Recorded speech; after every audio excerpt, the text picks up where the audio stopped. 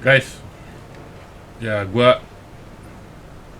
bukan bermaksud untuk membabi buta membela seseorang ya, tapi menurut gue, lu kalau mau membuat pendapat tuh, menurut gue seharusnya kita memperkaya diri dengan wacana terhadap pendirian. Gue ngerasa juga gitu ya, ini Gibran jadi wakilnya Pak Prabowo gitu kan. Kenapa kok kelihatannya Jokowi kok mengambil langkah yang begitu drastis sampai seperti itu gitu kan. Jadi kita ngomongin apa, dianggap Pak Jokowi ini di ujung-ujungnya nih, ujung jabatan nih, jadi wah kayaknya kok mempunyai obsesi atau ambisi tertentu ya. Jadi dianggap Pak Jokowi itu mau membangun dinasti politik. Gini deh, sebelumnya kita mesti melangkah di awalnya dulu, putusan MK. Banyak orang yang bilang bahwa putusan MK aneh, begini-begini. Dengan putusan MK aneh itu seakan-akan bahwa itu adalah putusan yang tidak sah. Lo itu nggak bisa begitu dong dalam mengambil. Kalau sudah putusan MK, itu udah putusan MK, udah.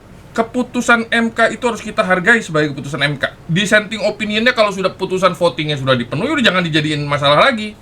Ada beberapa negara yang memberikan batasan umur calon presiden gitu ya. Amerika tuh kalau nggak salah 35 gitu. Kita kemarin putusan MK itu adalah 40, atau kalau sudah pernah menjadi pejabat publik yang dipilih melalui pemilihan umum kan gitu kan. Menurut gue itu udah bagus. Kalau misalnya kita mau bisa mengganggu-gugat keputusan MK, ya udah, nggak usah bernegara, karena semua keputusan bisa diganggu-gugat. Udah, putusan ya, bisa mencalonkan diri, oke. Gibran itu menurut gue sebagai wakilnya anak muda, negara ini udah terlalu banyak, Indonesia ini udah terlalu banyak seremonialnya gitu loh. Gue bukan berarti gue bilang harus pilih Pak Prabowo dan Gibran, enggak.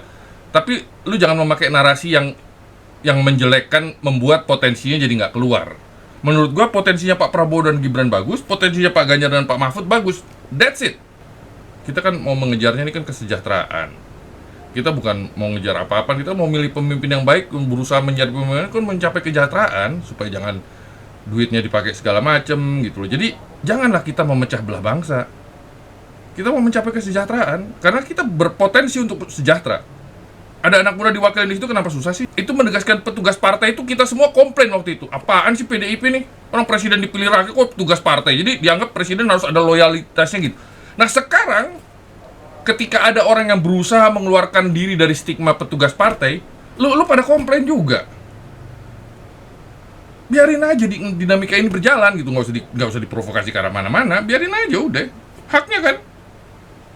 Gue udah balas. Itu bukan berarti Pak Jokowi hutang budi kepada PDIP, enggak. Itu semuanya transaksional yang jual beli putus. Kan nggak bisa bilang bahwa PDIP bisa siapa saja ditunjuk di situ bisa jadi presiden, enggak.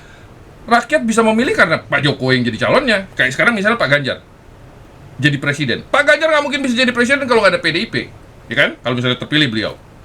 Tapi di sisi lain, PDIP juga nggak akan punya presiden kalau bukan Pak Ganjar yang jadi calonnya.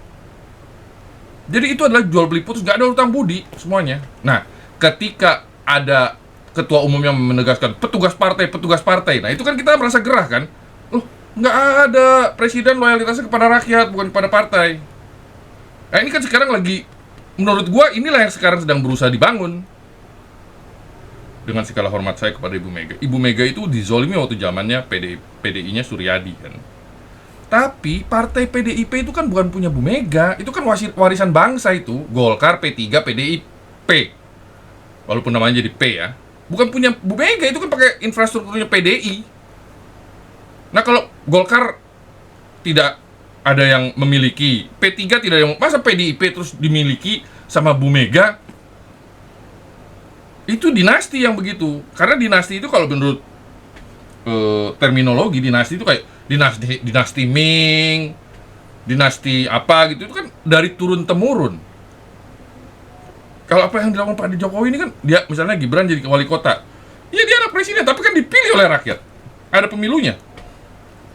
Lu bilang pemilunya disetel, yuk lu kembali lagi ke masalah MK tadi, lu bullshit. Lu kalau nggak percaya pemilu, kenapa lu ikutin pemilu?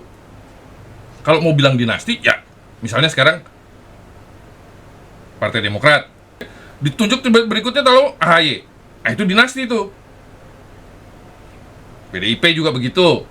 Udah keluarganya. Nah kalau ada istilah dinasti yang kemarin salah juga adalah misalnya dinastinya Ratu Atut di Banten.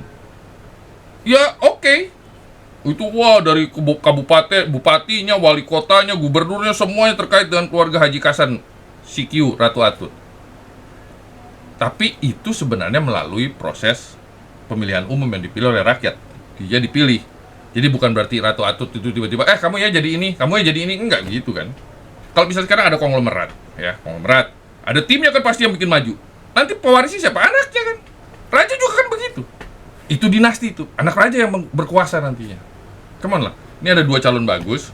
Jadi gua nggak begitu khawatir kalau misalnya nanti kalau gua ada di Pak Prabowo dan Gibran, kalau Pak Prabowo dan Gibran kalah, gua nggak begitu khawatir karena enak pemilu kayak gitu kan. Nggak makan hati, karena gua tahu di sana juga bagus. Dan menurut gua 2 calon ini mempunyai potensi untuk mempercepat Indonesia sejahtera. Demi anak-anak kita, demi anak cucu kita. Sana bagus, di sini juga bagus.